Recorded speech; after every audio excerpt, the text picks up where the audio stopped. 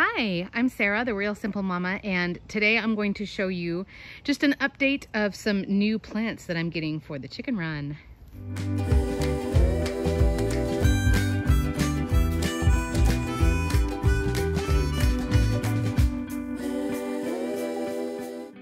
I was able to go to a local nursery and I got about $200 worth of stuff for about 60 bucks.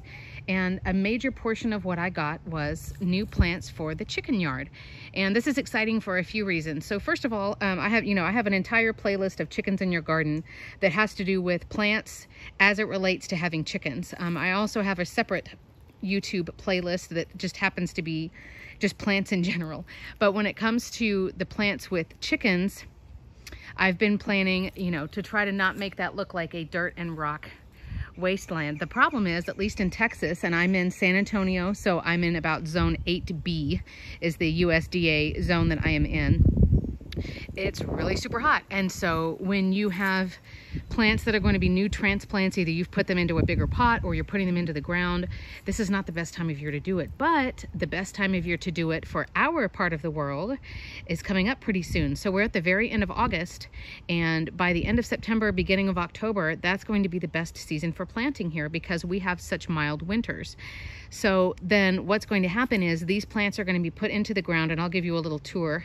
I'll introduce you here in a minute, but we will have, basically the plants will have all the way until the crazy heat of next summer of 2021 before we have to really baby these new plants and worry about them because the summer is so hot. But then by that point, they will have had from October all the way until next May to get themselves established, to get a really strong root system, and then you don't have to worry so much about them croaking. So all of the plants that you see here, most of them were planted in the ground. We're not really talking about the pots here, I apologize. There's this little garden area that's right here in the ground that's actually outside of their run, and then there's all of the plants that are in their run, most of which, as you can see, are in the ground. And most of those were planted at the end of April and beginning of May. And so I've had to come out and water most of them every morning. And as you can see, a lot of them still have cages around them because the chickens do want to eat them, and the plant isn't big enough or established enough to really have gotten that much of a head start. But we are hoping to get more chickens at that same time, around September, October, where we're not having to worry about, it being so hot and all of the heat risks with our chickens. So I went to go grab more plants that are safe for chickens, that are not poisonous, that are going to be just good, safe bets here, that are going to be perennials, which means they're not going to die after one season. They'll live 3, 4, 5+ years.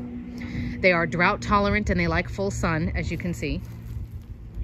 And that they either provide color, or there's something that's a nutritional benefit, or they're going to be a really good shade plant. Here's what I've got, and then I'm going to tell you what our plan is. This is my very first firebush ever, and I'm just absolutely thrilled.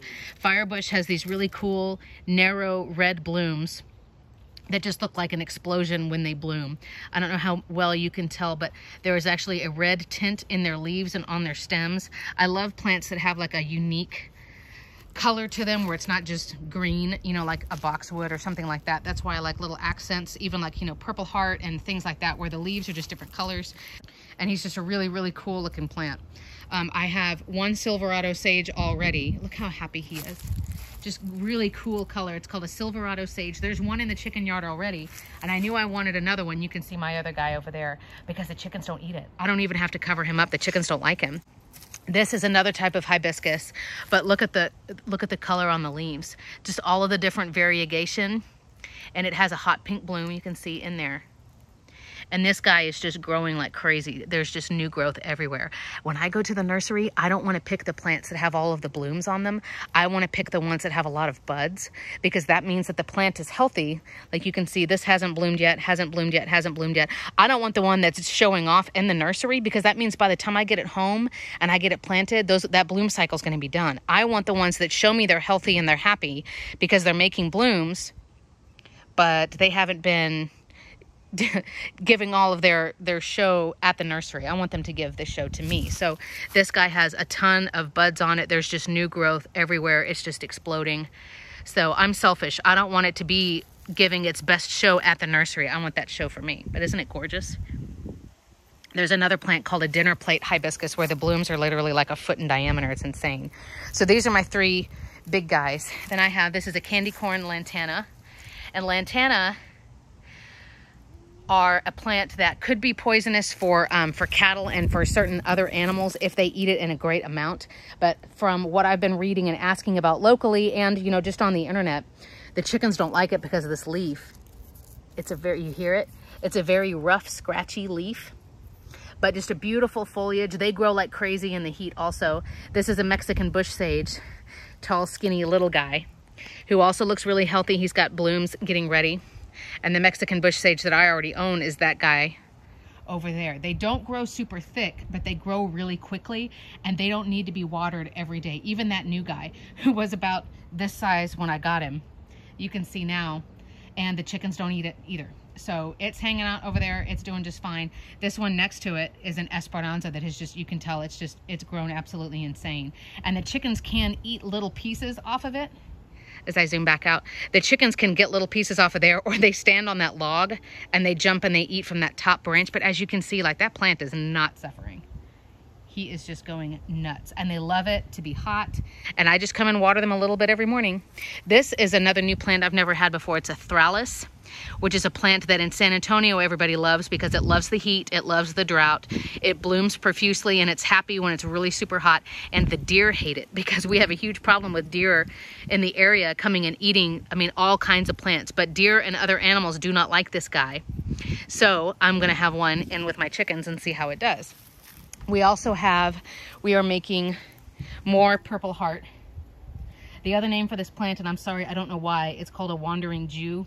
But the color of the leaves will vary anywhere between that deep purple to a green, depending on how much light it gets. I have them all, you can see there's like little, just one there, there's one there, there's one here. This is the same type of plant, but see how different the color is on this one? But you can just cut pieces of them off, stick them in potting soil, and you'll make new plants. And so what I'm hoping, since it's a draping plant, there's a monster there on the corner. And I've trimmed that one about 3 times, and it's just going nuts. And so I'm just going to make myself more plants for free, and then they're going to, you know, be cascading over that, and we'll be able to hang it in here for some more color that's higher up on different levels. So I'm so excited, as, you know, I love the summer, I love the heat. You know, I live in Texas for a reason, but this time of year, you know, the end of August, I'm like, okay, I'm done.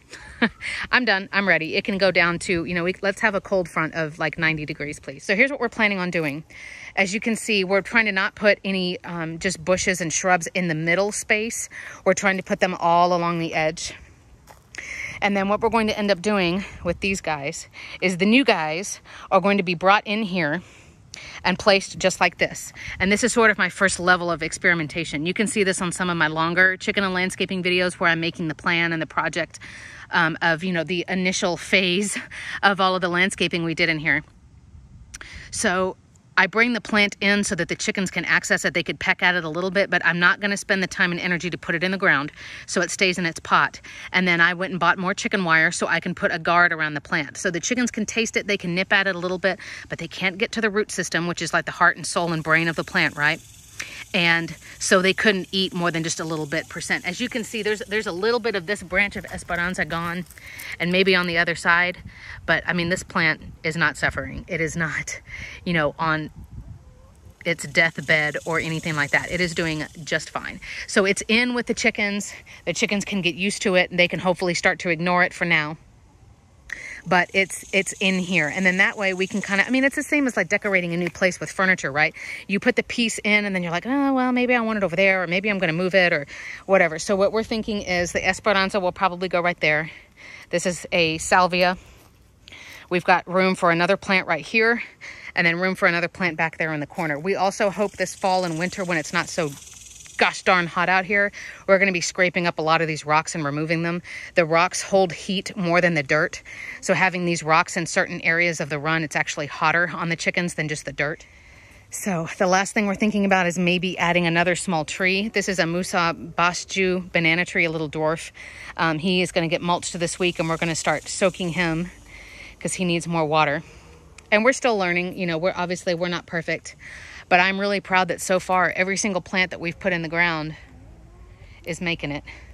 And even the ones that kind of got eaten by the chickens a little bit in the beginning, and we were like, ah, and had to go, you know, and protect the plant again, they've come back. So far we've got everybody. But I wanted to show you the new plants that we've got. I will do another video in a few weeks when we've made the chicken wire cages for all of these new guys. And we've kind of put them in place so you can see. But what we would love to have is kind of what you see now, where it's all the different, let me come back out, all the different leaf shapes, all the different leaf colors, the different colored blooms. Most of these are all excellent pollinator plants as well. So they'll help hummingbirds and bees and pollinating wasps and butterflies in the area. But I mean, all just the different colors, the different textures, I just love it. And then to have shady areas where the chickens can go and forage for bugs.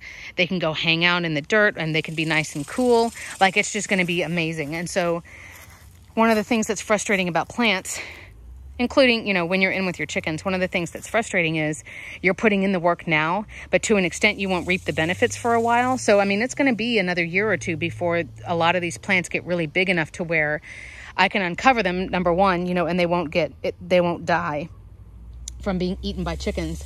But number two, to where they're really big enough and flourishing enough to where they really do provide some shade and they really do help. So we also are going to do the canopies different next year. We've already got, you know, different ideas on what we want to do. But this is going to be our final push, I think, for plants that we'll be putting in the ground in October.